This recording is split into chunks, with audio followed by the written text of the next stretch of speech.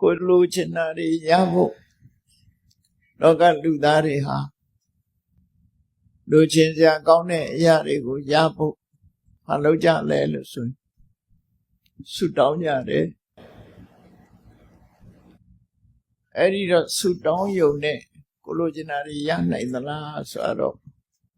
တွေးတဲ့လူနည်းနည်းရှားလိုက်ပဲထင်ကိုလိုချင်တာကိုတော့ဆုတောင်းကြတာပဲသို့တော့ဆုတောင်းမှုကိုလူမျိုးမရွေးဘာသာမရွေးဆောင်ရွက်နေကြတော့လည်းပဲကိုလိုချင်တဲ့အရာတွေကိုရဖို့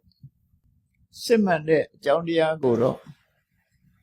သိနိုင်စွာမရှိနိုင်ဘူးမြတ်စွာဘုရားကဒေသနာတော်တစ်ခုမှဟောထားတယ်ဆုတောင်းနေုံနဲ့ဘာတစ်ခုမှမရနိုင်ဘူးလို့ဒါတော့မှတ်သားရမှာဖြစ်တယ်သို့တော်လူတွေရဲ့စိတ်ထဲမှာဆုတောင်းရင်ရတယ်လို့ပြောဆိုလိုတာကနှစ်ခုရှိတယ်ကွဲကွဲပြားပြားသိဖို့ရဆုတောင်းယုံတက်တက်နဲ့ဘာတစ်ခုမှမရဘူးအလုပ်ပါရမယ်လို့ဆိုလို့ပေါ့နော်ဘုရားဘာသာဝင်တွေဆုတောင်းတာက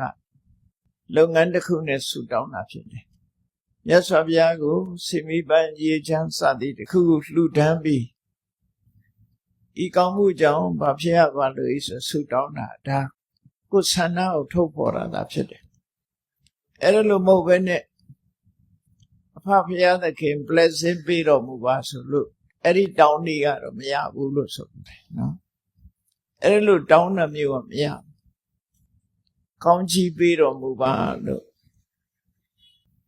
မလုပ်ဖဲနဲ့တက်တက်တောင်းယူလို့ရတဲ့ဆုဆိုတာမရှိနိုင်ဘူးတဲ့တခုလုပ်ပြီးတော့ထုတ်လို့အားအတွက်ကိုလိုချင်တာကိုညွှန်းဆိုလို့ရတော့ရတယ်ပေါ့မြတ်စွာဘုရားရဲ့အဆုံးအမစကားအရာလောကမှာတဲ့ဆုတောင်းယုံတက်တက်နဲ့ဘာမှရမှာမဟုတ်ဘူးတဲ့ရချင်လို့ရှိရင်ရချောင်းလမ်းချောင်းအတိုင်းသွားဖို့လိုအပ်တယ်အလုပ်တစ်ခုလုပ်ရမယ်ဥပမာဆိုပါစို့အသက်ရှိပါစေအသက်ရှိပါစေလို့ဆုတောင်းနေုံနဲ့အသက်ရှိလားမရှိဘူးမလုပ်ရမလဲအသက်ရှိရာရှိချောင်းဖြစ်တဲ့ကုသိုလ်ကောင်းမှုပြုလုပ်ခြင်းကျမ်းမာရေးလိုက်စားခြင်းရာသီဥတုမြတ်တောက်အောင်နေထိုင်ခြင်းမတည့်တာရှောင်ခြင်းတဲ့တာကိုစားခြင်းအဲ့ဒီလိုအခြေအနေကောင်းတွေလုံးနိုင်ပါလားသက်ရှိခြင်းဆိုဖြစ်နိုင်ပညာတတ်ကြီးဖြစ်ပါစေလို့ဆုတောင်းနေုံတက်တဲ့နဲ့ပညာတတ်ဖြစ်လာမလားမဖြစ်ဘူးပညာတတ်ဖို့အတွက်ကျောင်းကောင်းကောင်းမှသွားနေရမယ်ဆရာကောင်းကောင်းစီအားရမယ်ဆရာသမားတွေရဲ့သင်ပြမှုတလေးတစားလိုက်နာပြီးမိမိကိုယ်တိုင်ကကြိုးစားရမယ်အဲ့ဒီမှာရ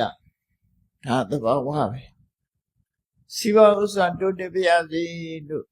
ဆုတောင်းနေရောစီဝဥစ္စာတိုးတက်လာဆို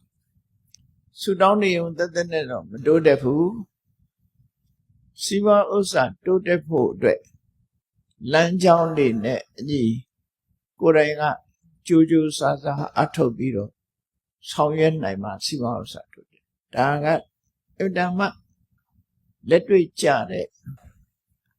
အရာပဲဖြစ်